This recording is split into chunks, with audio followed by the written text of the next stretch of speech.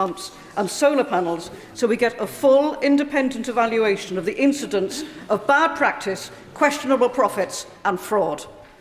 Secretary of State. I would simply say what I've already said to the Honourable Lady, which is we inherited these schemes. They had well-documented problems. That is why we have taken decisive action to end the schemes. And she will have seen our Warm Homes announcement today, which is a £15 billion fund in order to help people across the country. Davies.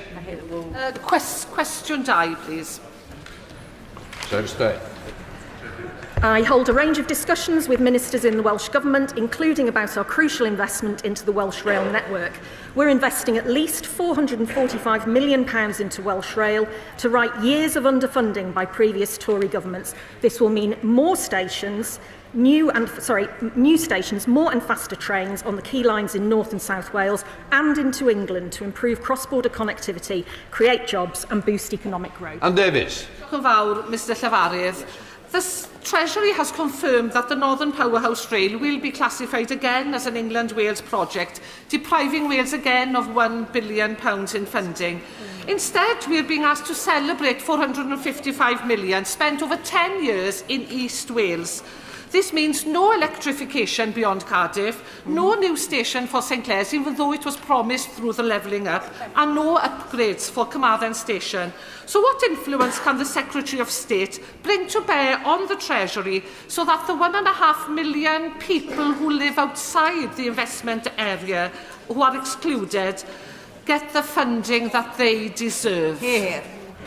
Secretary of State, the truth. Heavy rail projects in both countries are classified as England and Wales, whether the track is in Wales, in England or in both, and they don't attract Barnet consequentials because heavy rail is reserved. So examples of such projects include Padeswood in North Wales and the regeneration of Cardiff Central Station. Surely she must know that the economic corridor from North Wales to the North West is vital for regional integration and the economic growth of North Wales. And the scheme paves the way for more services, more regular services and faster services across North Wales and the North West. Andrew Ranger. Thank you, Mr Speaker. Last year, the Welsh Labour Government introduced a £1 bus fare cap for young people. Since then, these reduced fares have been used on 2 million journeys. Earlier this month, Welsh Labour announced in my constituency of Wrexham that after the Senedd election in May, we will build on this success with a £2 bus fare for all fares and over 100 new routes across Wales. Would my right honourable friend join me in supporting this announcement, and can she update the House on what else the UK and Welsh Labour governments are doing together to improve Wales's transport infrastructure? Secretary of State.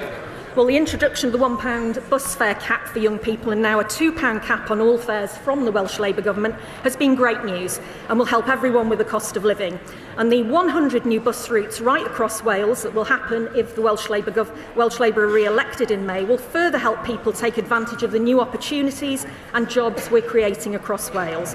Of course, all this has been made possible because there are two Labour governments working together for Wales. Our record-breaking budget settlement for the Welsh Government has delivered nearly £6 billion more in spending power, enabling them to invest more in transport and other public services. Mims Davies, Shadow Secretary of State. Following an FOI, several questions at the dispatch box and my pre-Christmas letter to the Secretary of State, a serious explanation on railway funding in Wales is still lacking. Previously, she said in the Chamber, we are investing to right the years of underfunding. And to the Select Committee, there was a widespread agreement. Many others have expressed similar sentiments. Mr Speaker, this isn't evidence of underfunding, it's an opinion. So will she finally tell the House what method she is using to reach her opinion and outline how much Network Rail intends to invest in Welsh railways? Secretary of State. The honourable member will know very well from my reply to her letter that her assertion is fundamentally wrong because she's referring to a combination of operations, maintenance, renewals and enhancement funding for the total figures under Conservative governments. This Labour government has announced nearly £500 million investment in Welsh Rail, specifically and solely in enhancement funding. And that money is being front-loaded in this spending review period to deliver new stations, more and faster trains as soon as possible. But, Mr Speaker, she should carry on desperately trying to defend her party's appalling record in government because all she's doing is reminding everybody about it. Whitby. Question 3, Mr Speaker. Minister. Thank you, Mr Speaker. The UK and Welsh governments are working closely together in supporting the agricultural sector, particularly so when it comes to cross-border movements and disease control. As always, our message to farmers is to remain vigilant, vaccinate where possible, source responsibly and test. Through this approach, we can minimise disruption. John Whitby. Thank you, Mr Speaker. Given the integrated nature of livestock markets across England and Wales, farmers in my constituency are still facing challenges from restrictions linked to blue tongue. Could the Secretary of State update the House on what discussions have occurred with DEFRA and the Welsh Government about minimising disruption to cross-border livestock movements arising from blue tongue testing and certification requirements? I thank my honourable friend for his question, and he's absolutely right to raise the integrated nature of livestock markets across Wales and England. And I'd like to reassure him that this government is working together with the Welsh Government on all animal health related issues, including blue tongue. I regularly speak to my colleague Hugh Iranka-Davis, Cabinet Secretary for Rural Affairs, on these matters. Through this collective effort, we've ensured that livestock movements can continue. But I will stress once again the importance of being vigilant, vaccinating, sourcing responsibly and testing. Thank you, Mr Speaker. What assessment has the Minister made of the value of a single UK-wide digital livestock traceability system to support Welsh farmers and reduce welfare and compliance risks for Northern Ireland processors who rely on Welsh farmers? Minister. I'm sorry, it's very hard to hear that question, but let me assure him that our new SPS agreement with the EU will facilitate the smooth flow of agri-food and plants from Wales to Northern Ireland, protecting the UK's internal market, reducing cost to business and improving consumer choice. Craig. Question number 4, Mr Speaker. Minister. Thank you, Mr Speaker. Welsh language broadcasting plays a critical role in shaping Welsh identity and culture. S4C has played a vital role in helping revitalise the language and ensures it's kept relevant amongst the ever-growing number of people who speak it, not just in Wales but around the world. Their essential contribution is reflected in the BBC Charter Review Green Paper published just last month. Craig. Thank you, Mr Speaker. Welsh does very well out of broadcasting, but I'm glad the Western Isles are well represented on the airwaves just now. The standout star of Traitors, this season's Traitors, is Stephen Libby from the Isle of Lewis. I think he's going to win it this weekend. I'm glad Gaelic has its place in the government's Green Paper on broadcasting, but the UK government gives S4C £7.5 million a year to help in digital broadcasting. BBC Alapa, the Scottish channel, gets nothing. Will the Minister join me in my efforts to get the UK government to re-engage with Gaelic broadcasting as a cultural and economic dynamo? Minister. Well, I think we're all glued to the traitors this season, and with the exodus from the Tory benches to reform, it's hard not to believe that we're actually living through real-life traitors. But I thank my honourable friend for his question. Welsh and Gaelic were the first languages of their nations and have a strong social, cultural and economic significance. As a Welsh speaker myself, I know just how important that is. This government recognises the contribution MG Alba makes to the lives of Gaelic speakers across Scotland and the UK. And my honourable friend will be aware of the BBC Charter Review launched in December, considering how the BBC can best support minority languages, including Gaelic. The Minister will be aware that Ofcom is currently consulting on a draft code of practice for the prominence of public service broadcasters in the digital platforms. Does she agree that it's essential that SPREC is included in any measures that come out of that consultation so that they do have greater prominence on smart TVs and other digital platforms?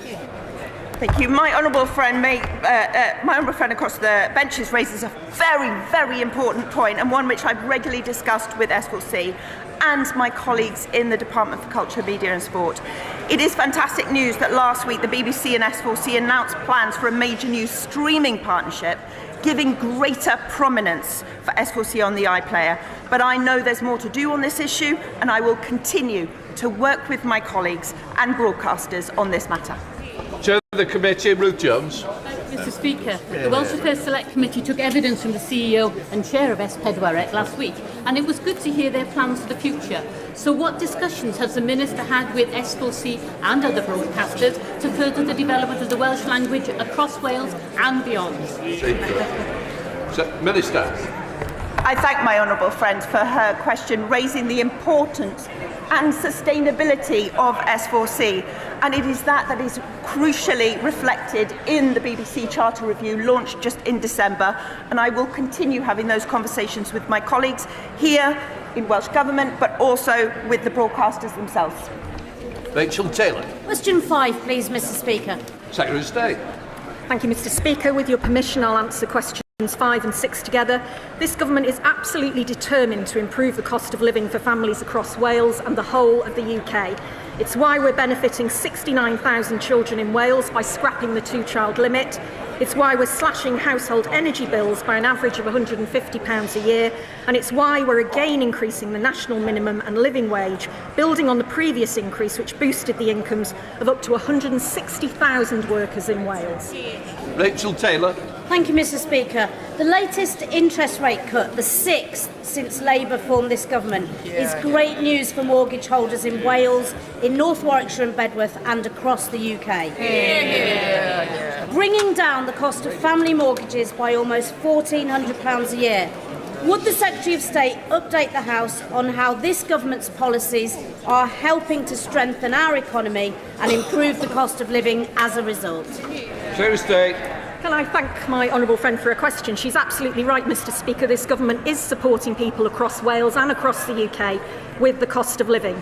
Since we came into government, households who are now taking out a new mortgage are saving around £1,400 a year on their mortgage repayments. We've increased the state pension by 4.8%, and that'll take effect in April, benefiting 700,000 pensioners across Wales, and uprating universal credit standard allowance by over 6%, the first ever permanent real terms increase, benefiting 320,000 households in Wales.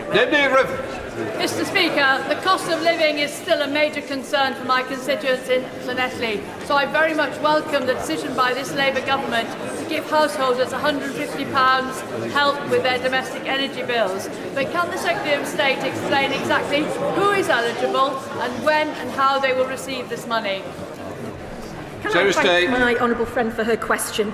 Energy bills are a significant issue for people across the country, and that's why from April this year all households will see an average £150 reduction in costs on their energy bills thanks to this Labour government. Energy suppliers will pass on the savings automatically to households, and she will have seen today the launch of our Warm Homes Plan, the £15 billion fund, and in Wales this will make grants available for households to replace gas boilers with heat pumps, and it will mean stronger standards on landlords who privately rent homes so they are safer, warmer and more affordable to run. Ms Davies, Secretary of State. Wales could be disproportionately affected by US tariffs, which could be a challenge for many Welsh businesses. The words of Labour First Minister Baroness Eluned Morgan in her correspondence to the Prime Minister.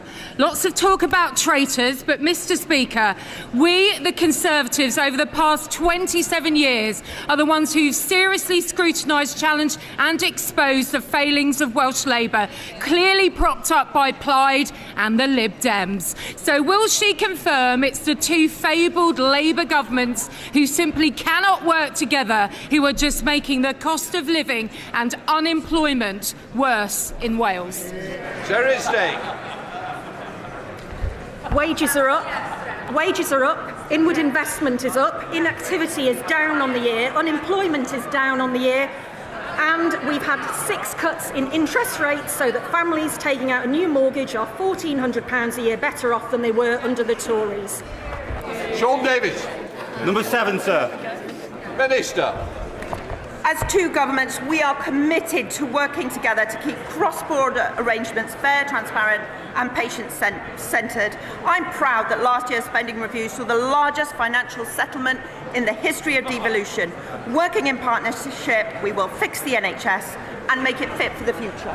John Davies. Mr. Speaker, the incredible Lincoln Davies Cancer Charity provides life-saving and life-changing cancer care, working with the NHS to support patients across Wales, Telford and wider Shropshire. The charity and the NHS has plans to double capacity of cancer treatment. I am proud to support this campaign. Will the Secretary of State and the Minister meet with me to discuss how she, the Welsh Government and the Welsh NHS can work together to double cancer treatment across our area? I thank my honourable friend for raising the important work of the Lincoln Davies charity. I understand their appeal is seeking to raise £5 million to grow cancer care awareness in his area. This government is committed to catching cancer earlier and treating it faster. And I'd be very happy to meet my honourable friend to discuss the charity's fundraising campaign. There you go.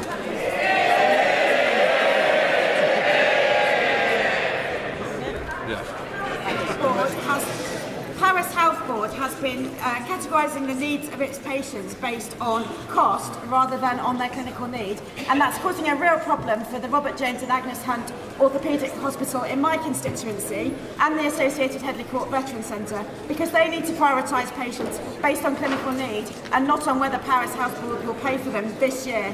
What is the Secretary of State for Wales doing about that problem with Paris Health Board? So that we're treating patients based on their clinical need and in a way that my hospital trust can manage. Minister. I thank the honourable member for raising this, and I certainly can write to her with the details on the Powys Health Board and what we're doing, but I can assure her that this government is committed to working with the Welsh Government to ensure cross-border arrangements are fair and transparent and focused on patient needs. This is two Labour governments working together in partnership and delivering together. Before we come to Prime Minister's questions, may I extend a warm welcome to the President of the Storting, the Norwegian Parliament, and his delegation who are with us in the gallery today. We start with questions to Prime Minister Dr. Jeevan Sanda. Thank you, Mr. Speaker. Question number one. Minister. Thank you, Mr. Speaker. In recent days, I've spoken extensively to our international allies, including European leaders and others, the US and NATO. We will continue to engage constructively to resolve issues, particularly relating to international security, applying the principles and values that I set out on Monday. Mr. Speaker, in addition this week, the Government has announced a landmark investment to support children with special educational needs, overhauled our water system, and today launched a £15 billion plan to create warm homes. At home and abroad, this Labour government is delivering for the British people. This meeting I had meetings with ministerial colleagues and others. In addition to my duties in this House, I shall have further such meetings later today. Thank you, Mr. Speaker. We face an affordability crisis in this country. In the short term, our dependence on fossil fuels leads to a rise in energy bills, and in the longer term, the aftershocks of Thatcher mean there are not enough good non-graduate jobs. And that's why today's Warm Homes plan is such good news. Making life affordable, batteries, solar, home insulation, getting bills down, wages rising, making life affordable. But we must go further. So can I ask the Prime Minister, they would do even more to make sure that life is affordable for my the Prime Minister. Can I thank my honourable friend? I know how much he cares about making life affordable. Mr. Speaker, we're taking £150 off energy bills. That's £300 for the 6 million poorest families, including almost 3,700 households in his constituency.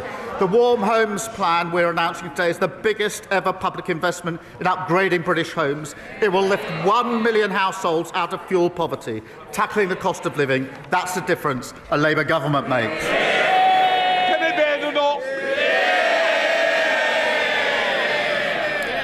Mr. Speaker, can I welcome the Prime Minister following our lead on children accessing social media? In particular, can I thank the Shadow Education Secretary, 61 Labour MPs and the Greater Manchester Mayor for forcing him to think again. Mr. Speaker, The Prime Minister and I agree.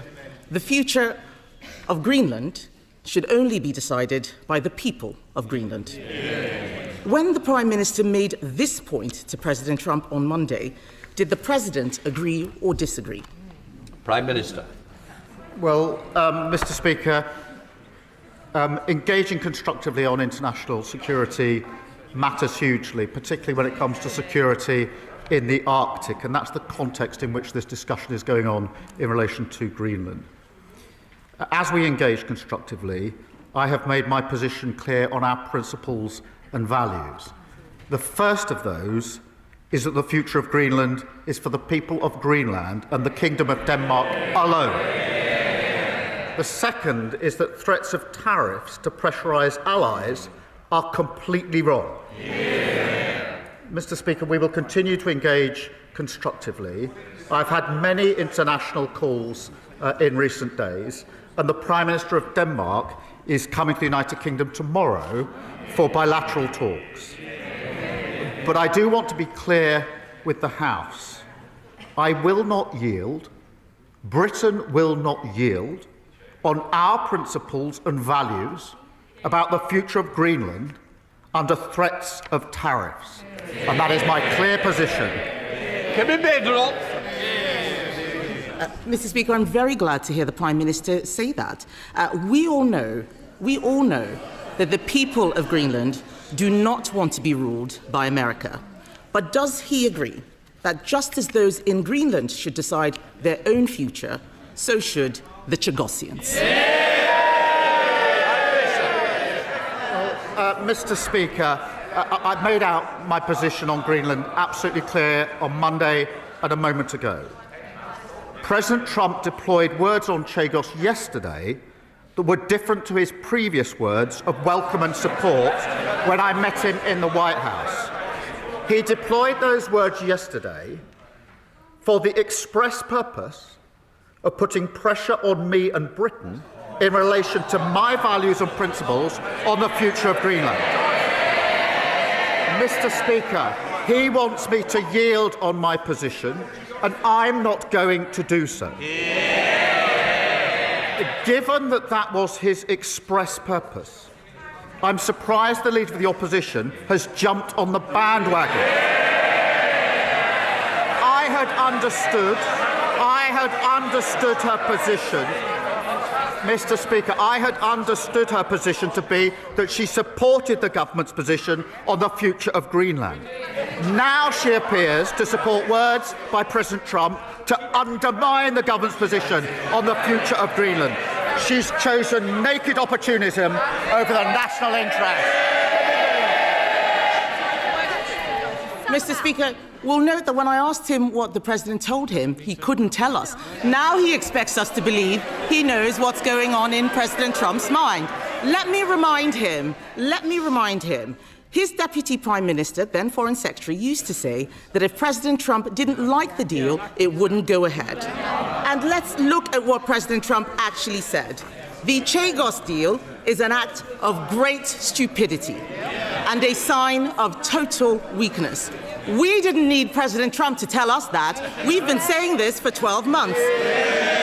And let's remind the Prime Minister, President Trump thought that we were doing this, that the Prime Minister is doing this for money. The Prime Minister is giving away territory we own and paying £35 billion for the privilege.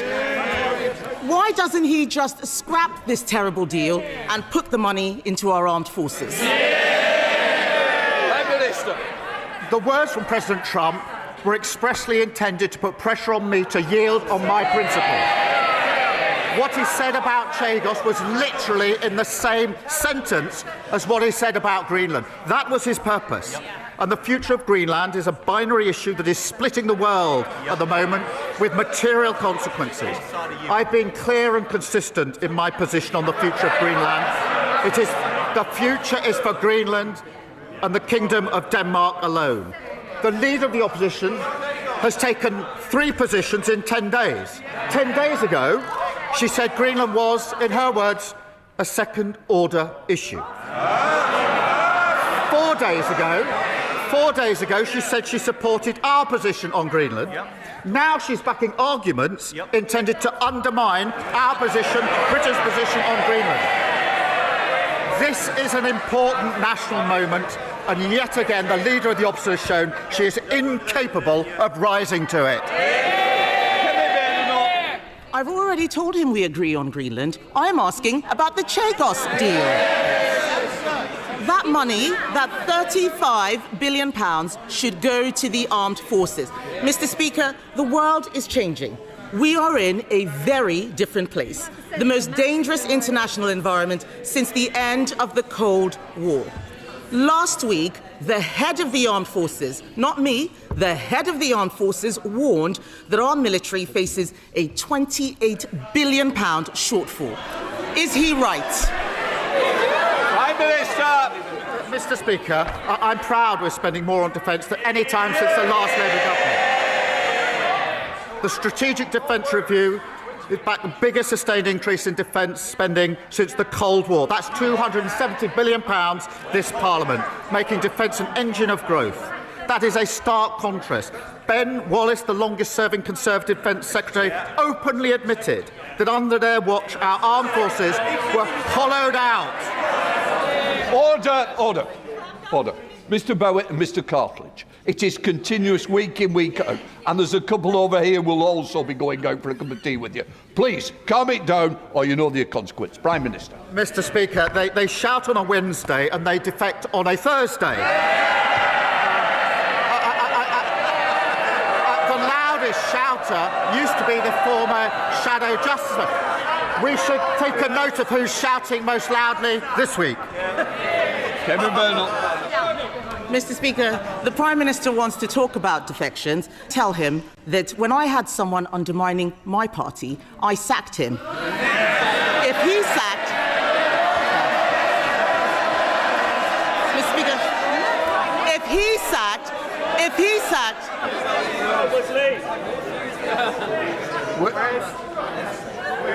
We're going to get through this Prime Minister's questions. I want to hear the Leader of the Opposition and I want to hear the Prime Minister. Those who don't may leave the chamber. Kemi Ben. Mr. Speaker, we all know that if he sacked everyone undermining his party, his front bench would be empty. But these questions I'm asking, these questions, but jokes aside, these questions are about our national interest. These questions are about our national interest. We support our armed forces in every possible way. Later today, my party will vote to protect our veterans from unfair prosecution. He is ordering his MPs to vote against them. In our national interest, and for the sake of all the brave people in the armed forces, past, present and future, will the Prime Minister do the right thing and vote in support of our veterans, not against them? Mr. Speaker, she's claiming strength. She read the guy's defection letter and then at that point decided to sack him. What was she going to do? Correct the typos and give it back to him?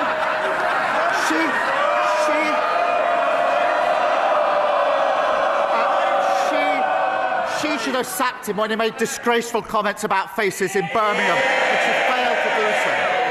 And she smiles, saying it's a good thing she's cleared out, a good thing there's fewer Tory MPs. The rest of the country agrees with her completely in relation to that. On the question of veterans' protection, under the last government, they passed legislation which was struck down, leaving our veterans utterly exposed. We're putting in place proper measures to protect them. Mr. Speaker, the Prime Minister wants to talk about leadership. Three of his own cabinet ministers told the Times on Saturday that he needed to learn from me. Order! I'll tell you now, I'm having no more. Do we understand each other? Thank you. Can we then not? Thank you, Mr. Speaker. But back to the national interest. Instead of acting in it, Mr. Speaker, the Prime Minister just tries to get through the day. On the Chinese spy hub embassy, he's too weak. On Chagos, he's too weak. On funding for the armed forces, he's too weak. On protecting on protecting our veterans from prosecution. He's too weak. Yes. Mr. Speaker, I will support the Prime Minister when he does the right thing. But time after time, this Prime Minister has done the wrong thing for our country. Isn't the truth that he is too weak to stand up for our national interests? Prime Minister. Mr. Speaker, I've spent the week working with our NATO allies to protect our national security and ensure we have unity in NATO. That's a matter of national importance. She's utterly failed to rise to the occasion and show the solidarity she could have shown in this House. She spent the week trying to hold together what's left of the Tory party. And she says I should learn from her. She has no judgment. Only a week ago, she was saying in relation to Greenland, she shrugged and said it's some second-order issue. Terrible judgment. Then she flip-flopped with 3 different positions in 10 days on Greenland. She said Liz Truss's mini-budget was 100% right. She said last week she was 100% confident there'll be no more defections just before the latest defection. I'm beginning to think her judgment isn't 100% reliable. Thank you, Mr. Speaker. NHS waiting lists in Birmingham are down by almost a quarter under Labour and still falling. That's more than 28,000 people no longer stuck waiting for essential treatment. Yes, there are challenges still, but they are being addressed and progress is being made. Does he agree that this progress must be sustained, including by reducing ambulance waiting times? Minister. I'm pleased to confirm, Mr. Speaker, that last week saw the second biggest fall in NHS waiting times for 15 years. Waiting lists down by more than 300,000, recruitment of GPs an extra 2,900, and ambulances are arriving nearly 15 minutes faster this winter than they were last year. There is much more to do. That's why we're delivering the biggest upgrade to our ambulance fleet for many years. That progress has been made possible by Labour's decisions that were opposed by the parties opposite. Leader of the Liberal Democrats, Ed Davey. Thank you, Mr. Speaker. We remember how Tony Blair ignored warnings from these benches and tied himself to an unpopular American president and a disastrous foreign policy, while close allies like Canada and France looked on in horror. With Donald Trump increasingly acting like a crime boss running a protection racket, threatening to smash up our economy unless he gets his hands on Greenland, will the Prime Minister avoid Blair's historic mistake, take our advice this time, and join Prime Minister Carney and President Macron in standing up far more strongly to President Trump? Prime Minister. Well, he clearly isn't listening. I said I will not yield on the principles and values that I uphold, this country upholds in relation to the future of Greenland. But the relationship with the US matters, especially on defence, security and intelligence and nuclear capability, also on trade and prosperity. Mr. Speaker, whilst he's trying to get sound bites, we mustn't forget a war is raging in Europe. It is in its 4th year. The Russians are raining bombs down on Ukrainian civilians day and night. Temperatures were -20 in Kyiv last night. 60% is without power. People are erecting tents to keep themselves warm. We have to work with our allies, including the US, on security guarantees to make sure we can do what we must do in relation to Ukraine. Now, that does not mean we agree with the US on everything, and I've been absolutely clear on my position on Greenland and my position on tariffs, but it is foolhardy to think that we should rip up our relationship with the US, abandon Ukraine, and so many other things that are important to our defence, security and intelligence. Of course, we're not arguing that, Mr. Speaker. We're arguing he follows France and Canada, our close allies. But here's one thing that we can agree on, Mr. Speaker, that the UK strengthens our defensive capabilities, like the Prime Minister said earlier. But, Mr. Speaker, the government is going far too slow in investing in our defensive industries. It hasn't even published the defence investment plan that was promised last autumn. And that delay is putting critical industries like helicopter manufacturing based in Yeovil at risk. Putin is waging a war in Europe. Trump is threatening to undermine NATO. We have to rearm fast. So why won't the Prime Minister just get on with buying great British helicopters made in the West Country? Prime Minister. Well, Mr. Speaker, that's about the cheer across the whole country. Mr. Speaker, we are increasing defence spend to the biggest spend since the last Labour government. We are doing that because of the decisions we took at the budget in relation to the money that's available. He wants more money on defence spending. He wants it faster. What did he do at the budget? Did he stand up and say, I support this? No, he voted against it, against the measures necessary to carry out the upgrade. Steve Yem. Thank you, Mr. Speaker. Sadly, on Christmas Day, my constituent Beryl Barrett passed away after tragically falling into an unrepaired pothole, and I'm sure the whole House will wish to share my condolences with the family. In my constituency of Mansfield, there are literally thousands of potholes in our roads which Notts County Council are failing to repair. Does the Prime Minister agree with me that it's time the Council took action to repair our roads? And will he meet with Beryl's family so that we can work together to ensure that no more accidents like this happen again? Prime Minister. Can I send my deepest sympathies to Beryl's family, and I will make sure the Roads Minister meets the family at the earliest opportunity. Mr. Speaker, it shows why tackling potholes really matters. We're investing £2 billion in East Midlands to fix the roads and improve local transport. We're also putting in place tough new standards so that councils must prove they're fixing roads properly. And I'm pleased many excellent Labour councils across the country are leading by example. Dr. Ellie Charles. Thank you, Mr. Speaker. For decades, our rivers, lakes and seas have paid the price of a failing system, so the Water White Paper is a welcome first step in beginning to set things right. But there's a glaring gap.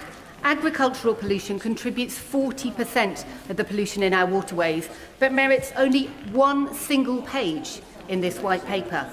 Can the PM tell me why on earth this is the case, and when he will start working with farmers to support river-friendly farming practices and treat agricultural pollution as seriously as sewage pollution? Prime Minister. We inherited a real mess on water, and we're taking the most effective and far-reaching measures to deal with it. But I have to say, as someone who stood to lead her party, I wonder what she makes of how her leader is responding to this global uncertainty. Because what he's saying is this is the time, this is the moment to withdraw from NATO. This is the time to kick the US out of our military bases. This is the time to negotiate, hear this, with Putin to give up our nuclear deterrent. I'm sure Putin will be very quick on the line for that one. It's as reckless and irresponsible as their plan to legalise heroin and crack cocaine. That's the Green Party now. High on drugs, soft on Putin. Can I just say, we don't ask opposition questions that come into the Prime Minister, not the other way around. Right, let us move on. Douglas McAllister. Thank you, Mr. Speaker. West Dunbartonshire is set to benefit from record UK Labour government investment. £60 million of local growth funding just announced for the Glasgow City region, to add to the £20 million for Dumbarton Town Centre regeneration. Add to that the £20 million Pride in Place funding for my hometown of Clydebank, and the £1.5 million immediate impact funding. Does the Prime Minister agree with me that this is in stark contrast to the SNP, who abandoned their communities, and demonstrates the difference a Labour government makes to West Dunbartonshire and to Scotland? Well, I'm very pleased, Mr. Speaker, we're backing his hometown of Clydebank with £20 million of Pride in Place funding. And just this week we hosted a reception meeting people working hard to change their neighbourhoods across the whole of the United Kingdom. That's Labour delivering on national renewal. And as he rightly says, compare that to the SNP, more interested in squabbling over independence than using a record settlement to fix Scotland's public services. Robin Swan. Thank you very much, Mr. Speaker. Challenging economic activity and supporting the vulnerable across the country is something that we all want to address. So would you be surprised to learn that in Northern Ireland around 11,000 people previously supported by the UK Shared Prosperity funding programmes will see those programmes cut dramatically, compounded with 400 job losses. So can I ask the Prime Minister, does he support those cuts of those vital programmes? And will he arrange an urgent meeting for me with the relevant decision maker in government and the organisations who have been impacted so that these changes and challenges can be resolved? Prime Minister. We've delivered a record settlement for Northern Ireland in the budget to strengthen public services and to kickstart growth. And the Local Growth Fund, designed actually in partnership with the Executive, will see £45 million every year to support local growth. But I'm very happy to make sure that ministers meet him to discuss the particular concerns that he has. Kirstine. Thank you, Mr. Speaker. 1.5 million women in the UK live with endometriosis, which is a painful and life-changing condition. As chair of the Endometriosis APPG, I met Jessica Smith and Endo Warriors West Lothian to discuss their campaigns for a national endometriosis registry to capture and audit diagnosis, treatment and outcomes. Will he join me to commend the work of Jessica, Endo Warriors West Lothian and Endometriosis UK, and will he meet with me to discuss creating a registry to improve the lives of women living with endometriosis? Prime Minister. Well, let me pay tribute to her and all women and others who are campaigning on these vitally important issues. Far too many women are left waiting in serious pain for care, and that's why we're investing £8 million in research on diagnosis, treatment and pain management. I know the Minister for Women's Health will be keen to talk to her about her proposals and the issues, and I thank her for raising it. Gregory Captain. Thank you, Mr. Speaker. I have a constituent not yet 30 years old, a civil servant who's just been diagnosed with a terminal illness. She has been told she has a very short time to live. Because of her condition, she was given a retirement date, which was just last week. She has not received notification of any actual pension payment and has spent long hours trying to contact Capita. HMRC has claimed that all outstanding documentation has been supplied to Capita in November. I've written to the Chancellor, contacted the MP hotline and Capita. It still remains unresolved. Can the Prime Minister, along with the Chancellor, help to get this action resolved immediately? Prime Minister. Can I thank him for raising this case, and I'm truly sorry to hear about his constituent. If he wouldn't mind following up with the details of the case, I will make sure that it's dealt with urgently on behalf of his constituent. Neil Coyle. Mr. Speaker, yesterday I welcomed Bermondsey PC Kevin Webster to Parliament after his recognition as Met's PC of the Year 2025. Will the Prime Minister commend Kevin for his local work and that of Southwark Labour Council's amazing nighttime antisocial behaviour team? Will he tell us when they'll have new powers under the Crime and Policing Bill? And will he remind the Met that its access standards require all local officers like Kevin to be a maximum 20-minute walk from their ward, a policy currently going unmet in Rotherhithe? Prime Minister. Can I congratulate Kevin and thank police across our country working hard to protect our communities? The party opposite decimated local policing and we're restoring it. There will be 3,000 more neighbourhood police on our streets by spring, an example of the change people will feel this year. Our Crime and Policing Bill will give officers more powers to tackle knife crime, shoplifting and antisocial behaviour. I want officers to have those powers as swiftly as possible. The Tories and Reform voted against them. Upper Bladford. My constituents in Chester South and Eddisbury are deeply concerned by proposed cuts to police community support officers across Cheshire.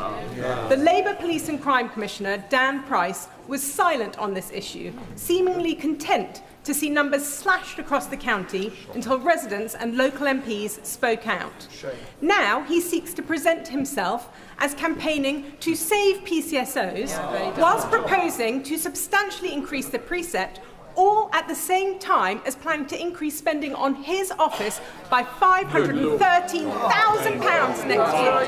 Does the Prime Minister agree that this represents a failure of leadership and that money would be far better spent increasing PCSOs on our streets? Prime Minister. This comes from the party that broke our criminal justice system, just like the fact they broke our economy and our NHS.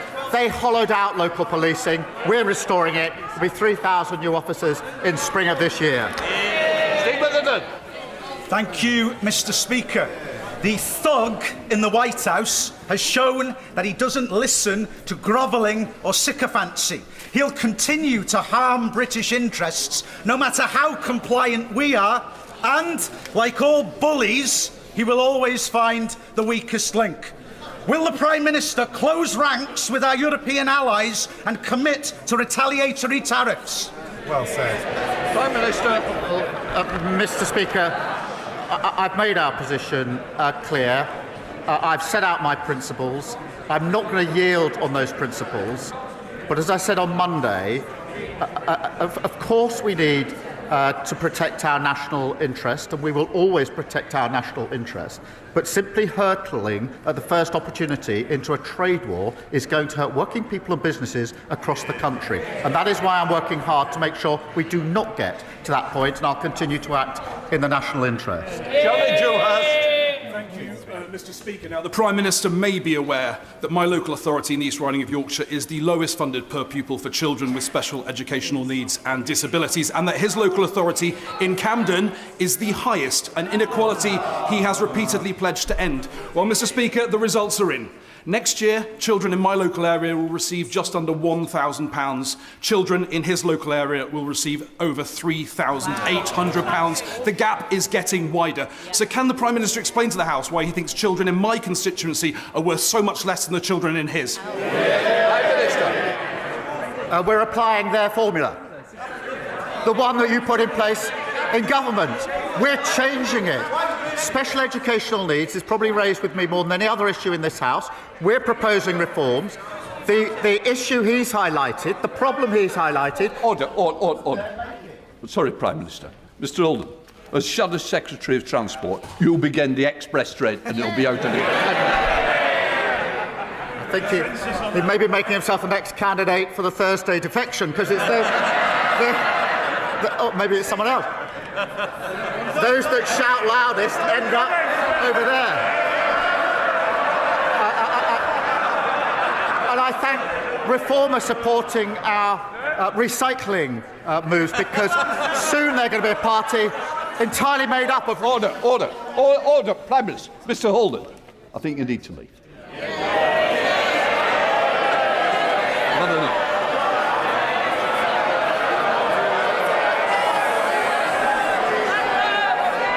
Prime Minister. OK, Rebecca Long-Bailey. Thank you, Mr. Speaker. Police officers in Greater Manchester are facing exceptional pressures as they work to keep our communities safe from horrific terror threats, hate crime, organised crime and regular mass large-scale protests. But despite this, GMP received the second lowest percentage funding increase of any police force under the provisional settlement, leaving it £12 million worse off. Now, I know the Prime Minister will share my concerns, so will he urgently work with the GM Mayor, Deputy, myself and Greater Manchester MPs to ensure that GMP has the funding it truly needs to keep our communities safe? Here. Prime Minister. Can I thank her and say I was humbled to visit Greater Manchester Police after the Heaton Park synagogue attack. The professionalism and bravery that they showed was remarkable. Mr. Speaker, we've boosted total police funding, and Greater Manchester will receive up to £902 million, an increase of over £31 million. I want to reassure my honourable friend we'll continue to work with her and local leaders to make our streets safe. Matthew. Thank you, Mr. Speaker. My constituency of Melksham and Devizes does not have a minor injuries unit, leaving many to travel far afield to Bath or Swindon to access A&E services. Would the PM please meet with me to discuss the need for an expanded hospital provision in my constituency? Thank you. Prime Minister. Thank him for raising this on behalf of his constituents. I will make sure he gets the meeting with the relevant minister to talk through his particular concerns so that we can seek to address them. Jasmine Qureshi. Thank you, Mr. Speaker. After 14 years of Conservative austerity, councils are finally getting the support they need to deliver for residents. In my constituency of Bolton South and Walkden, Under the leadership of Councillor Nick Peel in Bolton and Mayor Paul Dennett in Salford, increased funding is being turned into restoring frontline services, investment in town centres and support for families. Does the Prime Minister agree that the Council needs serious leadership and long-term funding certainty to deliver, not short-term protest politics that put services at risk? And will he commit to continuing that support? Prime Minister. Well, I thank you for a question. Labour's boosting funding for councils that were chronically underfunded by the party opposite. I pay tribute to Labour councils delivering results for her community in stark contrast to the division and chaos we've seen from reform councils wherever they've been elected. Katie Lamb. Tens of thousands of people across Kent and Sussex were without running water last week. While the response of South East Water was shambolic, the Staplehurst Emergency Help Team got a bottled water supplier, set up a collection station and delivered water to vulnerable people. Using only volunteers, they supported local people, businesses, farms and care homes with 20,000 bottles of water. Does the Prime Minister think, as I do, that South East Water should be ashamed to be schooled in crisis response by the volunteers of the Staplehurst Emergency Help Team? Yes. And has he, like many of my constituents and many of our colleagues, lost confidence in South East Water's Chief Executive? Prime Minister. Well, I thank you for raising. The situation is completely unacceptable, and we welcome Ofbot's investigation into the company. That is the right thing. The Environment Secretary met company bosses last week to stress the need for accountability, and ministers are continuing to chair daily meetings, but it is totally unacceptable and it needs to be fixed. Lee Barron. Thank you, Mr. Speaker. For too long, many of my constituents in Corby and East Northamptonshire have not had access to good, secure, well-paid jobs. We made a commitment in our manifesto that we would change that.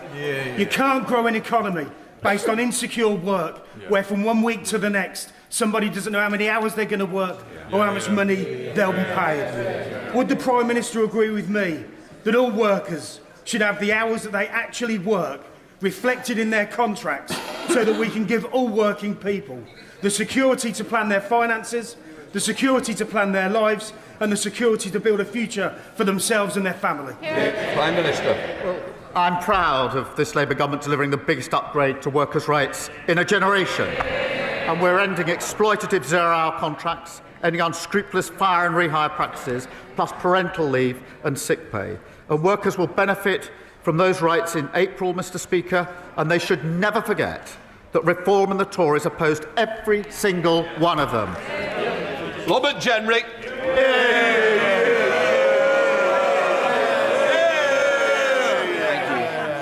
Mr. Speaker, one of the last meetings that I took as Shadow Justice Secretary was with the parents of Lenny Scott. Lenny Scott was an exceptionally brave prison officer. He uncovered corruption in his prison. He left the service, and years later he was hunted down and brutally murdered. Because he died after leaving active service, there was never any compensation paid to the children that he left behind. I know the Prime Minister would want to right this wrong. I wrote to the Justice Secretary privately after I discovered this, and I should say his parents never asked for any support. Would the Prime Minister correct this, ensure that this brave man's children have the support that they need as they grow up without the father that they deserved, and join me in thanking all the brave men and women who serve us in our prison service? Prime Minister. Well, I thank him for raising this, and I will make sure that it is looked into as a matter of urgency, given the circumstances he's set out. Fred Thomas. Thank you, Mr. Speaker. I strongly welcome the government's decision to consult on introducing a social media ban for under-16s, something, Mr. Speaker, that the Tories didn't do in office, and they didn't even support until last week. But the average 12-year-old now spends 29 hours a week on a smartphone, whilst more than 500 children a day are being referred to mental health services for anxiety. These stats are not unrelated. Parents, teachers and members across these benches can see the damage that social media is doing to our young, developing minds every single day. Does the Prime Minister agree that the scale of harm demands swift action and that this consultation must lead to timely decisions. Prime Minister. Mr. Speaker, this is an issue of real concern to parents. As a father of two teenage children, I know just how much concern it is. That is why we will have a consultation to look at expert and international evidence to get this right, and we will respond by the summer. And that includes looking at the question of the age that children can access social media and restriction on addictive features. I'm also concerned, as is the Education Secretary, about the screen time use for those under the age of 5. So we'll look at all of those issues and make sure that Ofsted checks enforcement of bans during schools.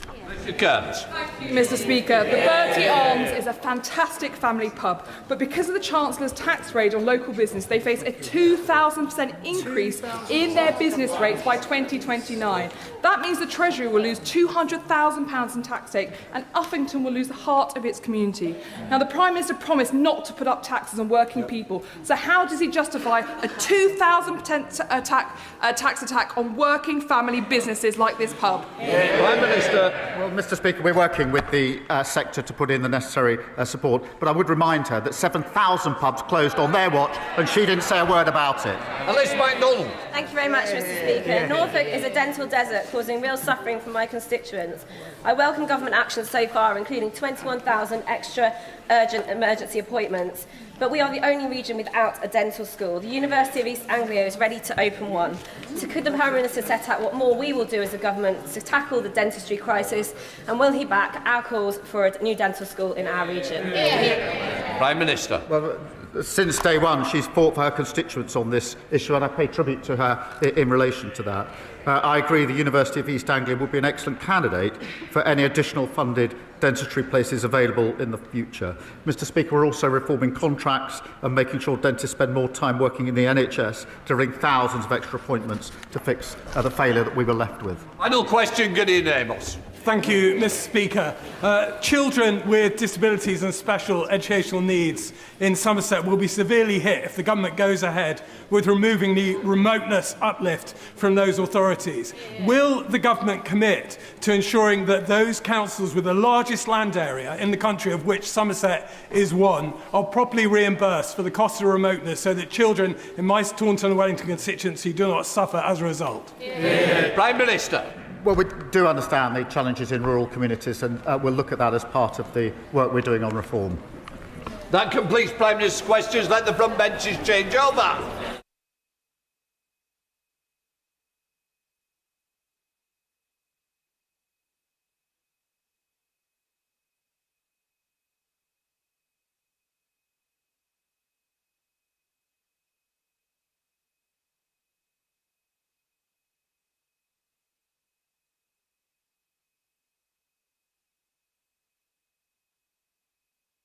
Point of order, don't tell a chance. Thank you, Mr. Speaker. I understood that the purpose of Prime Minister's questions was for the Prime Minister to answer questions from MPs, and yet... Hold on. I've not got the responsibility for the answers from the Prime Minister. I certainly don't want that responsibility. It is up to the Prime Minister if he answers that question. That's why I closed down. He is not there to ask questions of your party. I think we'll leave it at that. I'm not continuing the debate at this stage. Right, we now come to statements. Secretary of State, Ed Miliband. Thank you, Mr. Speaker. And with permission, I would like to make a statement about the Warm Homes Plan, which we published today. Mr. Speaker, this is a plan focused on the number one issue facing our country, the cost of living crisis, and on the scourge of fuel poverty, which affects millions of families across Britain. Now, at the budget, my right honourable friend, the Chancellor, took an average of £150 of costs off energy bills from April. This winter, we've expanded the warm home discount to a total of 6 million families, and today we allocate £15 billion in our Warm Homes Plan. Mr. Speaker, a more than doubling of public investment in home upgrades compared to the last Parliament. In fact, the biggest public investment in home upgrades in British history to cut bills and tackle fuel poverty. And in making this investment, we turn the page on a lost decade of the last government's failure. Home insulation levels falling by more than 90% between 2010 and 2024. The promise of minimum energy efficiency standards for renters broken. the cancellation of the zero carbon home standard, and the repeated failures of schemes like the Green Deal, the Green Homes Grant and the Eco Scheme. And worst of all, Mr. Speaker, our dependence on fossil fuels, leaving us exposed to the worst energy bills crisis in generations. Mr. Speaker, the last government failed time after time. This government is doing the work to put it right. The starting point for this plan is that clean energy is not only the right choice for energy security and reducing emissions, but for cutting people's bills. And, Madam Deputy Speaker, the public agrees. They are showing record demand for technologies like solar, batteries and heat pumps that can save families hundreds of pounds a year. Heat pump sales in Britain have grown by around 50% annually, one of the fastest growing markets in Europe. Last year saw a record number of rooftop solar installations. And the driving purpose of this plan is to ensure those benefits are available not just to the wealthiest, but to families throughout our country at every level of income. The driving purpose of this Labour government to stand up for working people and tackle the affordability crisis. So, Madam Deputy Speaker, let me set out the measures we are announcing in our plan today. First, today we announced £5 billion of public investment to directly deliver home upgrades for low-income families. This will help families living in social housing and low-income owner-occupiers to have warmer homes and lower bills. In setting out this plan, we're abolishing the failed Eco Scheme and making the principled decision that we should fund support through public investment, not levies on bills. And our plan, Madam Deputy Speaker, pays heed to all the evidence that says this funding is best delivered with local authorities and mayors in the driving seat. People, those representing local people, delivering for local people. And at the same time, we recognise the challenges facing suppliers who used to deliver eco, so we'll ensure this extra money is used to help support them. And my right honourable friend, the Minister for Energy Consumers, will convene a working group of contractors, social housing providers and local authorities to oversee this work. Overall, this allocation to tackle fuel poverty is the biggest public investment in tackling fuel poverty in our nation's history. Second, Madam Deputy Speaker, it is a scandal that 1.6 million children live in private accommodation suffering from cold, damp or mould, according to Citizens' Advice. We on this side believe in a simple principle. If you rent a home, private or social, your landlord has a responsibility to ensure it is safe, warm and affordable to heat. The last government, Madam Deputy Speaker, promised higher standards, and then they ripped up that promise. Today we deliver. By 2030, private landlords